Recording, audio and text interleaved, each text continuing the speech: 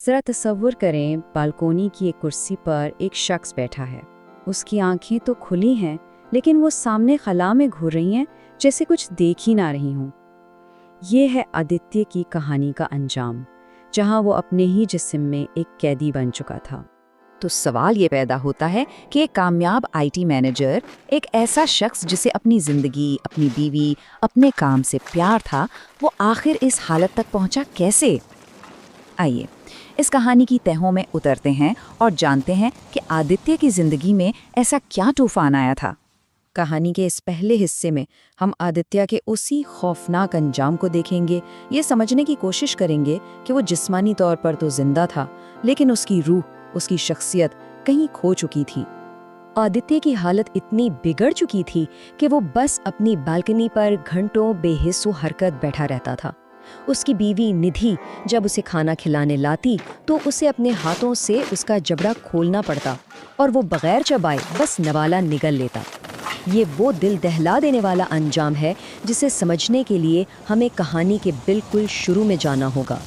तो चलिए वक्त में पीछे चलते हैं, उस एक लम्हे की तरफ जहां एक बहुत ही छोटा सा मासूम नजर आने वाला वाकया आदित्य की पूरी जिंदगी को हमेशा के लिए बदलने वाला था।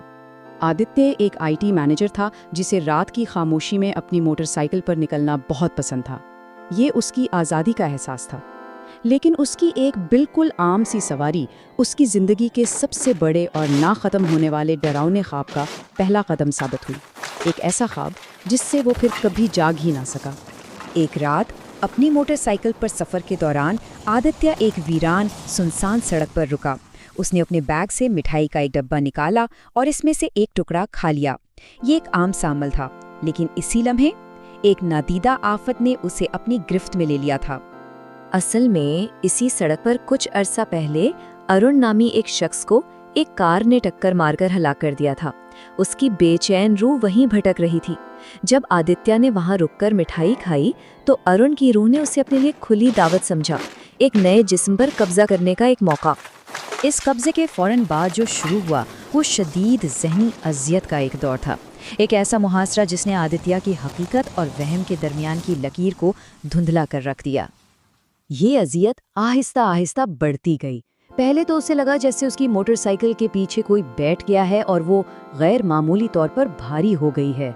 फिर अगली सुबह जॉगिंग के दौरान एक हरा भरा पार्क अचानक इसकी आंखों के सामने एक तारीख सुनसान सड़क में बदल गया और उसे लगा कोई उसका पीछा कर रहा है। और सबसे खौफनाक वाकया उसकी आखिरी सवारी पर पेश आया, जब वो एक बज़ाहिर सजे सजाए घर में दाखिल हुआ। और जब सुबह उसकी आंख खुली तो वो घर एक तबाहशुदा खंडर था और उसके माथे पर कब्र जैसी राख लगी भी थी। बहुत जल्द आदित्य की अपनी शख्सियत मुकम्मल तौर पर ख़त्म हो गई। अब इसके अंदर एक अजनबी था, एक ऐसी हस्ती जिसने आदित्य की पहचान को मुकम्मल तौर पर मिटा दिया था। जिस आदित्य को रात की सड़कें पसंद थीं, वो अब अंधेरे से डरने लगा था और बालकनी के साए में घूरता रहता था। जो शख्स पुरसुकून और समझदार था, वो अब वहमी और शदीद पुरतशद्दुद हो गया था। वो अपने ही वालिदैन को गालियां देने लगा और अपनी बीवी निधि को जान से मारने की धमकियां देने लगा था। इसकी हरकतें भी अजीब से अजीब तर होती गईं। वो घर में काली बिल्ली रखने की जिद करने लगा, देवताओं को खुश करने के लिए लीमू काटने की बातें करता और गोश्त के लिए इसकी भूख इतनी बड़ी कि वो ख़ास तौर पर काली मुर्गी का गोश्त खाने का मुतालबा करने लगा। और इसने अपनी महबूब मोटरसाइकिल, जो उसकी आज़ादी की अलामत थी, उसे छूना भी छोड़ दिया। और फिर वो एक ऐसी आवाज़ में चीखता जो उसकी अपनी नहीं थी, मेरा बदला पूरा होगा, मैं एक एक से हिसाब लूँगा। ये अल्फाज आदित्य के नहीं थे, बल्कि उसके अंदर कैद अरुण की रूह के थे। जब खानदान को ये एहसास हो गया कि ये कोई तिब्बी मसला नहीं है, तो उन्होंने एक ऐसे इलाज का सहारा लिया जो ताकत पर नहीं बल्कि फरेब और चालाकी पर मबनी था। खानदान के डॉक्टर ने जल्द ही हार मान ली और साफ कह दिया कि ये मामला साइंस और दवाओं से बाहर है। उनके मशवरे पर खानदान ने पंडित काली चरण महाराज से राब्ता किया, जो इस तरह के मामलात के माहिर समझे जाते थे। लेकिन पंडित कालीचरण ने रूस से लड़ने के बजाय एक बहुत ही गैर मामूली तरीका अपनाया। उन्होंने आदित्य के अंदर मौजूद रूह का सामना किया और कहा, मैं तुमसे लड़ने नहीं बल्कि तुम्हारा बदला लेने में तुम्हारी मदद करने आया हूँ। ये मंसूबा एक नफ्सियाती जाल था। पहला कदम रुख का एतमाद हासिल करने के लिए उससे इत्तेहाद का दिखावा करना।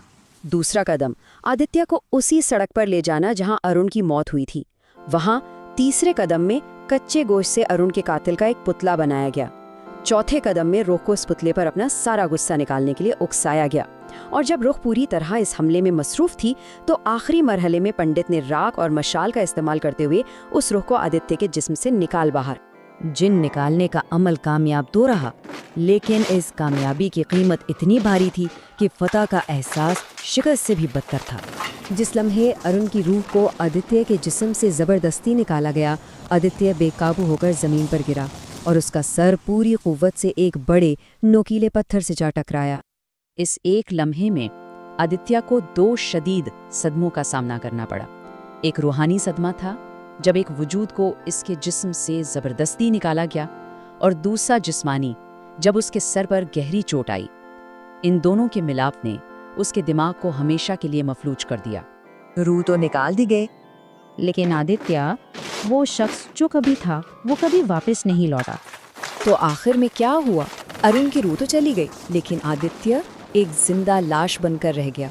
वो अब आग से भी शदीद डरता है और अपनी बुनियादी ज़रूरियात, यहाँ तक के खाने पीने के लिए भी मुकम्मल तौर पर अपनी बीवी पर मुनस्सिर है।